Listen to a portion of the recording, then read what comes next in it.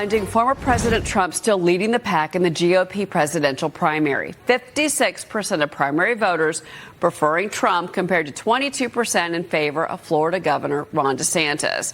And in the never vote list, former Vice President Mike Pence is at the top. 35% of those same Republican voters say they'd never vote for the vice president, while only 13% say they would never vote for Trump. This is the never vote poll. Joining me now is former Special Assistant to President Trump and America First Policy Institute Chief Communications Director Mark Lauder. Also joining me is former New York State Senator and Democratic strategist David Carlucci.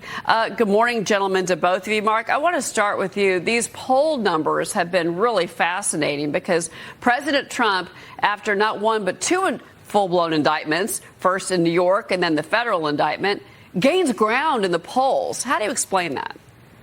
Well, I think each time you see these indictments come down, the American people are seeing that the government is being weaponized against them, and Donald Trump is just the person that they are targeting their ire after. But it continues, whether it's calling parents domestic terrorists, and you can go down the line of how we have a two-tiered justice system. So they see this. It's a narrative that has been building for many, many years, and that's why Donald Trump continues to get stronger each time they go after him. But, David, he faces 37 federal charges over the classified documents. These are serious charges. There's also now more of an escalation with regards to Georgia. Maybe those that are, responding to these polls aren't really kept up on the fact that there is more coming against the former president. Still, he continues to build and build. What's going on, in your opinion? Yeah, I think we can all learn something from President Donald Trump as political strategists. He's been masterful at rebuilding the Republican Party, at gaining support and really digging in that support from the right. However, and that's what the poll shows. But I think the problem will ultimately be that it's gaining Republican support, but ultimately it will lose the general election. Look, Donald Trump, he won in 2016, but has been on a losing streak since then, whether it's himself or candidates that he supported. So it's one thing to see, hey, how do you win a primary? Hey, Donald Trump has been masterful. However, how do you win the general? I think that's still open for debate, but I believe he's going to lose in 2024. If indeed it's President Trump, you say he loses to, we assume it's going to be President Biden, but we can't assume anything because A, it's too soon, and B, a lot can happen between now and then with the current president's health and obviously these indictments. So to be continued, I guess, is the best way to phrase this. Let's talk about this. Right. Well, these polls show Go ahead. That whether it's Biden or Trump, they are the strongest that we've seen in 20 years of a primary candidate being so far out ahead. So my money's on Trump and Biden in the general. Yeah, and then you've got a lot of polling that says that nobody wants to see Trump or Biden. They want new blood and new faces. So I do want to move on, though. Centrist group No Labels says that voters increasingly want an alternative option if the 2024 race comes down to Trump and Biden. But some say that could be a benefit to President Trump. Mark, how do you respond to that? Because there has been questions about President Biden's health and his wellness in particular over the last few months.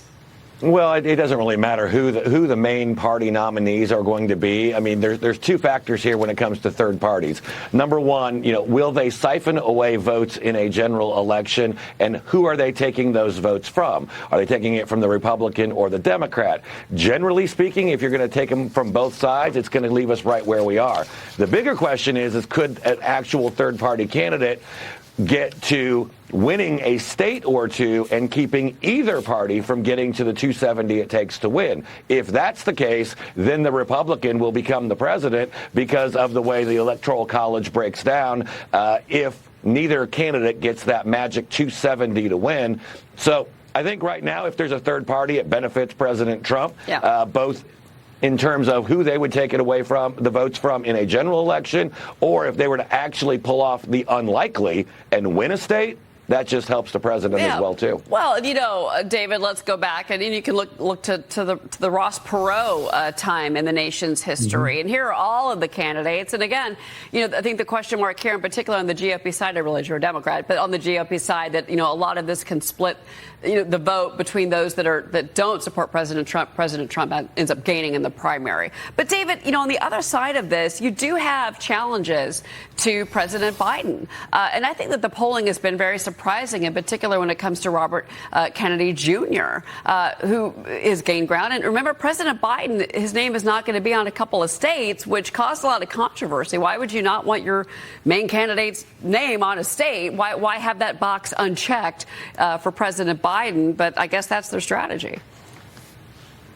Well, if we look back at the poll we talked about earlier, it shows that Donald Trump is doing well with his party, but who's doing even better with their party is President Biden. Even with RFK and some other candidates popping their head up, Biden is in really good shape.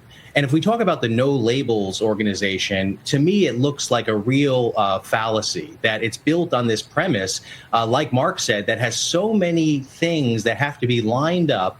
They have to increase voter turnout. They have to win over partisan votes. They have to get on the ballots. They have to get 37% nationwide if they're going to move forward with their plan. Allegedly, that's what they're saying. So I think at the end of the day, the no limits thing is just off the table. It's not going to happen. They're probably planning for a future election down the road. And this all bodes well for President Biden. Of course, there's a lot of talk about who this potential candidate could be if it's a third party, but that's a big mystery. And once you put someone on the ballot, it's not just an idea, it's a person with all those pros and cons. And in this political climate, it's mostly cons. They've been talking about maybe Manchin or Hogan. These are people that aren't polling well with attracting new voters that haven't voted before to come out and vote. So I think that whole premise is really just an idea, a philosophical debate, one to raise money. But I think they're going to keep their powder dry when push comes to shove, when they're talking about early next season. Well, we've got a GOP debate coming up next month, and that's going to be on Fox. So, of course, there's going to be a lot to watch, and that's happening very soon. Mark Lauder, David Carlucci, thanks to both of you. Appreciate it. Thank you. Great to be with you. All right.